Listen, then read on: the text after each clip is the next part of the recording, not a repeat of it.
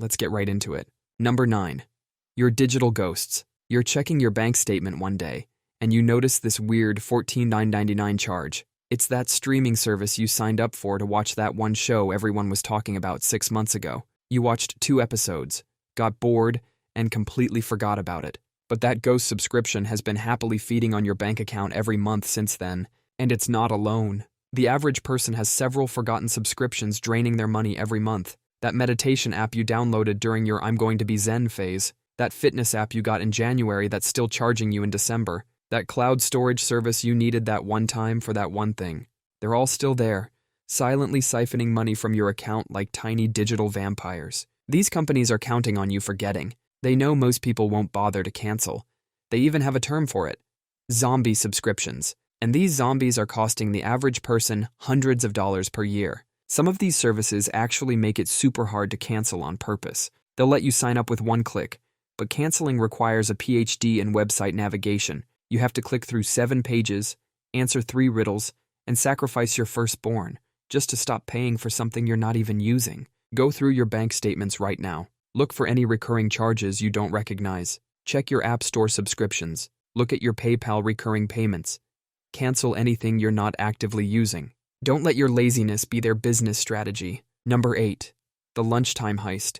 The most expensive sandwich in the world isn't some fancy thing with gold leaf and caviar.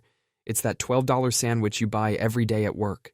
That daily sandwich, chips, and drink combo is costing you about $3,000 a year. You're basically throwing 3 $1,000 bills into a blender and drinking them through a straw. If you took that lunch money and invested it instead, after 10 years, you'd have more than enough to buy an actual food truck. Most people say they don't have time to make lunch. It takes 10 minutes to slap together a sandwich and throw some snacks in a bag. That means you're basically paying yourself $72 an hour to not make lunch. Even lawyers don't charge that much for sandwich assembly. When you buy lunch every day, you're not even getting good food. You're paying premium prices for the same ingredients you could buy at the store for a fraction of the cost. It's like paying someone to breathe for you. That $12 sandwich probably costs about $2 to make at home. So every time you buy lunch, you're basically setting a $10 bill on fire. Most people do this for their entire working life. Over a 40-year career, that's $120,000 spent on lunch. That's a house in some states. I'm not saying never buy lunch, but making it a daily habit is like having a hole in your wallet big enough to drive a food truck through. Sunday night, spend 30 minutes prepping some basics for the week. Cook some chicken, chop some veggies. Stock your desk drawer with snacks bought in bulk. An extra $3,000 a year is a pretty nice vacation. Or 3,000 reasons to stop letting your lunch break rob you blind. Number 7. Banking's hidden bites. Banks drain your money like vampires drain their victims. But instead of fangs, they use fees. You're at a concert and need cash. The only ATM nearby isn't from your bank. Those few bucks in fees are actually a double bite. First, the ATM owner charges you about $3.50. Then your own bank says, "Hey, we saw you cheating on us with another ATM," and slaps on their own fee of about $2.50. That's $6 to get your own cash. Do this twice a month and you're down $144 a year. Your free checking account is only free if you keep a minimum balance of $1,500. Drop below that, and your bank hits you with a monthly maintenance fee of around $12. Another $144 a year. Overdraft fees are like horror movie jump scares. You buy a $4 coffee thinking you have enough in your account, but you're actually $2 short.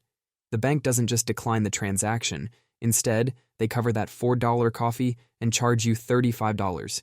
You just paid $39 for a coffee. The really sneaky part is that some banks will process your largest transactions first. So if you have $100 in your account and you make 5 purchases, $90 for groceries, $4 for coffee, $3 for a snack, $5 for a sandwich, and $2 for gum. Instead of just charging you one overdraft fee, they process the $90 first.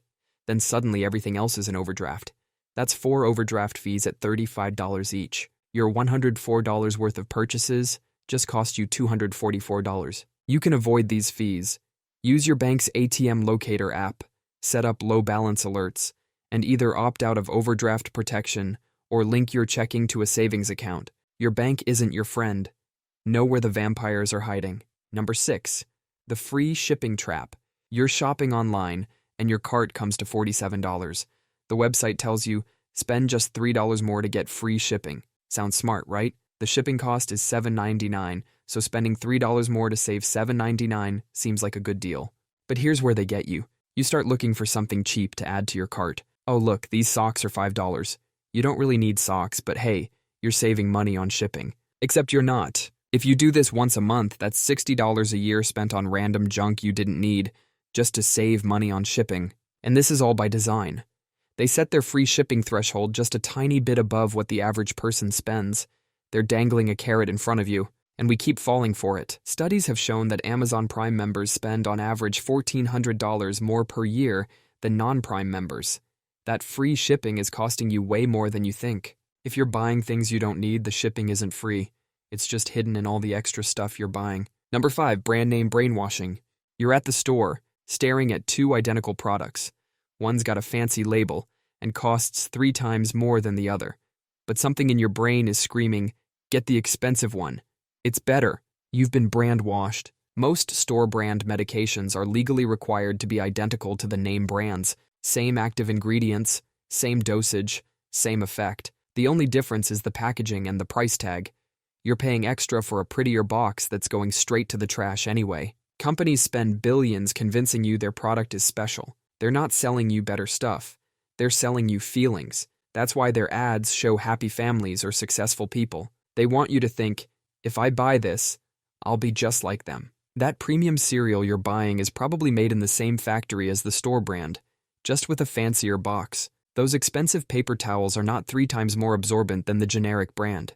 Every time you buy the brand name instead of the generic, you're basically funding some CEO's third vacation home. Meanwhile, the generic brand is sitting there like, hey, I'm literally the same thing, but we ignore it because it doesn't have a cool logo or a catchy jingle. It's like paying extra for a plain white t-shirt just because it has a tiny logo on it. You're not buying better quality, you're buying permission to feel fancy. They have us so well trained that we actually feel bad buying the cheaper option, like somehow we're cheating ourselves by being smart with our money. Next time you're shopping, buy both the brand name and the generic version of something simple, like pain relievers or cleaning supplies. See if you can tell the difference. Spoiler alert, the only difference you'll feel is in your wallet. Number 4, the refrigerator graveyard. That forgotten corner in your fridge where good intentions go to die. That dark corner where that bag of spinach you bought last week is slowly turning into soup. The average American household throws away about $1,600 worth of produce every year. You're essentially funding your garbage can's 5-star dining. And the worst part is we keep doing it over and over again. You go to the store on Sunday, feeling all healthy and ambitious. You load up on vegetables like you're preparing for a rabbit convention, then reality hits. By Wednesday, that lettuce is looking sadder than a teenager who lost their phone privileges. By Friday, your carrots are bendier than a yoga instructor, and that fancy organic kale you bought is now a science experiment in the back of your fridge. Top offenders include fresh herbs, where you use 2 sprigs and waste the rest. Bagged salad mixes, the ultimate, I'm going to eat healthy this week self-lie, and those fancy fruits you bought on sale, only to remember nobody in your house actually likes them. Here's how to stop throwing your money away. First, start treating your fridge like a grocery store. Older items go to the front, newer stuff goes to the back. Second, get yourself some clear containers. If you can't see it, you won't eat it. Finally, the Eat Me First box. Put anything that's about to go bad in a clear container right at eye level. Label it Eat Me First. It's like a death row for vegetables, but in this case, their execution date is your dinner time. Every time you throw away food, you might as well be throwing away dollar bills. Number 3, the in-app purchase pitfall. So you're waiting for your dentist appointment, and you download this free game about matching candies or building a farm. Fast forward 3 weeks, and somehow you've spent $47 on virtual carrots. These games are designed like tiny casinos in your pocket. Game developers hire actual psychologists to make these things as addictive as possible. It's like they're building a mousetrap. But instead of cheese, they're using FOMO and frustration. First, they give you a taste of fast progress. You're leveling up, building your virtual empire, feeling like a gaming god. Then suddenly you hit a wall. That wall is carefully calculated to be just frustrating enough to make you consider spending just 99 cents to get past it. And that first purchase is like the first potato chip. Nobody stops at just one. These games use artificial time gates, making you wait hours for things to complete. Unless, of course, you pay a small fee to speed things up. It's like paying to fast forward through commercials, except the commercials are part of the game. The worst part is they price things in gems or coins. It's a trick to disconnect you from real money, just like how casinos use chips. You think you're spending 500 gems, but your brain doesn't register that as $5 of real money. The average mobile gamer spends over $70 per year on in-app purchases. That's enough for a monthly Netflix subscription and an actual complete game that won't try to squeeze more money out of you. So either delete these games entirely or set a strict rule. If it's free to play, it's also free to quit. And if you must play, turn off in-app purchases in your phone settings. Sometimes you need to protect yourself from yourself. Remember, that special limited time offer will come back around faster than your ex after midnight. Number 2. The interest beast. You know what's scarier than the monster under your bed? The one living in your wallet. Credit card interest. The invisible beast that feasts on your money while you sleep. That TV will actually cost you $1,800 and take you 6 years to pay off. By the time you finish paying it off, it's already obsolete. The interest beast is patient. It doesn't care if you're watching movies on that TV or if it's collecting dust. It just keeps eating your money, month after month, like a financial tapeworm. Credit card companies love to send you those minimum payment due notices. It's like they're saying, hey, just feed the beast a little snack. It'll be fine. But that's exactly how they keep the beast well fed and you broke. The average American household carries over $6,000 in credit card debt. At 20% interest, that's like setting $1,200 on fire every year. You could buy a decent used car with what most households pay in credit card interest over 5 years. To slay this beast, stop feeding it. Pay your credit card balance in full every month. If you can't pay in full, pay way more than the minimum. If you're already in deep, consider a balance transfer to a card with 0% introductory interest. But that 0% is temporary, like a beast taking a nap. You better have that balance paid off before it wakes up hungry. Every dollar of interest you pay is a dollar you could have invested to make money for you. Next time you reach for that credit card, ask yourself if you're buying something you need or just feeding the beast. Number 1. The electronic vampires. Your TV isn't actually off right now. That little red standby light is sucking money straight out of your wallet. These are energy vampires, devices that keep drinking electricity even when they're supposed to be off. Your TV alone costs you about $12 a year just sitting there. The average home has about 40 of these vampires. Your printer is a vampire. Your game console, that phone charger you left plugged in, is a baby vampire, but it still drinks. Imagine throwing a dollar bill into your microwave every week just to keep that clock running. That's what you're doing right now. An Xbox or PlayStation in standby mode can cost you more per year than a new game. You're literally paying for the privilege of not playing games. Your cable box is an even bigger offender. It uses almost the same amount of power whether it's on or off. If your laptop charger is warm when nothing's plugged into it, it's converting electricity into heat. You're running a tiny, expensive space heater. All these vampires cost the average household up to $200 a year.